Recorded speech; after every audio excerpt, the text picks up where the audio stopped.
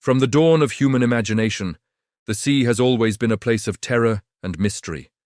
Vast, endless, and unpredictable, it became the perfect canvas upon which ancient storytellers painted their greatest monsters.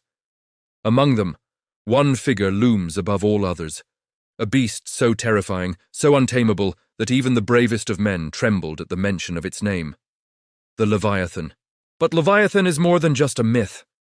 In the Bible, this creature is described with fire-breathing jaws, impenetrable scales, and a presence so overwhelming that no human weapon could ever hope to defeat it. For the people of Israel, Leviathan was not simply an animal, it was the embodiment of chaos itself.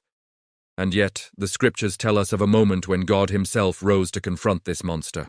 It was not merely a battle of flesh and scale, but a cosmic showdown, order against chaos, creator against the unyielding abyss. This is the story of when God stood against Leviathan. To understand the significance of this confrontation, we must first understand who or what the Leviathan was believed to be. In the book of Job, Leviathan is described with terrifying detail. Its scales are like shields, so close together that no air can pass between them. Fire flashes from its mouth and smoke pours from its nostrils. The mere sight of it terrifies the strongest warriors, making them collapse in fear. No sword spear or arrow can pierce its hide. This description alone sets Leviathan apart from any natural beast.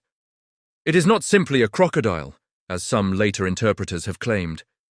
It is a mythic embodiment of chaos, a primal force that dwells in the deep, waiting to rise. Ancient Near Eastern cultures beyond Israel also spoke of sea monsters. The Babylonians told of Tiamat, a chaos dragon slain by Marduk. The Canaanites spoke of Lotan, a seven-headed serpent defeated by Baal. Even the Greeks had Typhon, the monster who warred against Zeus.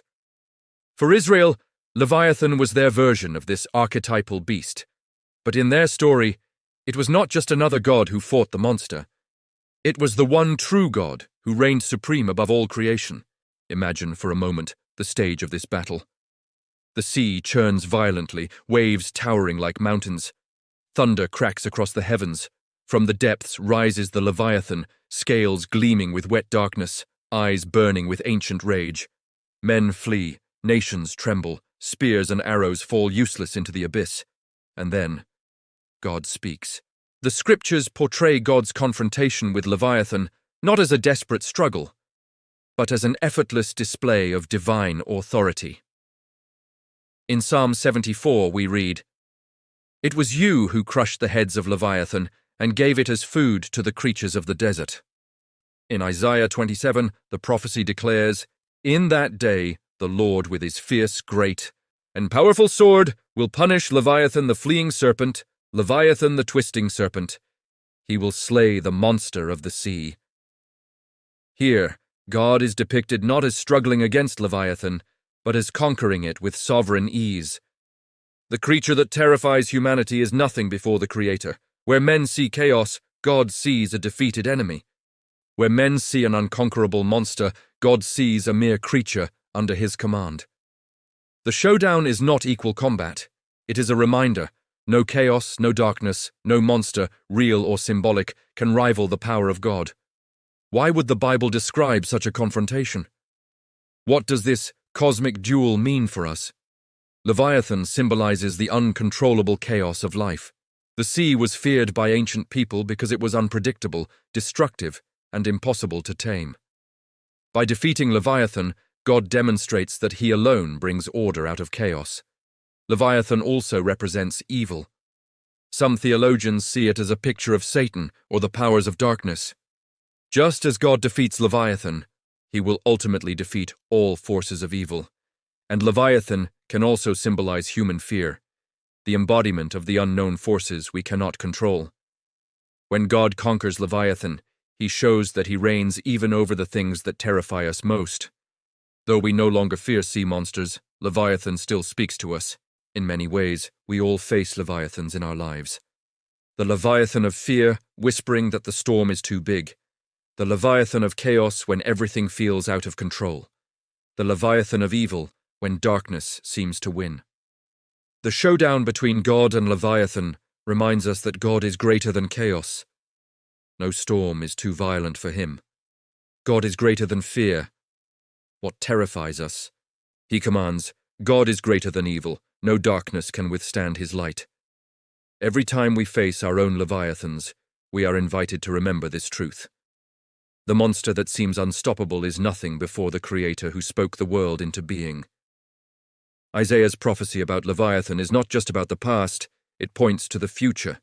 It speaks of a day when God will once again slay the monster of the sea. In the book of Revelation, a vision is given of a beast rising from the sea, waging war against the saints. This echoes the Leviathan myth, connecting the ancient symbol of chaos to the final struggle between good and evil. But Revelation does not end with the beast. It ends with a throne, with God victorious, and with the sea, symbol of chaos, no longer existing. The ultimate promise is clear.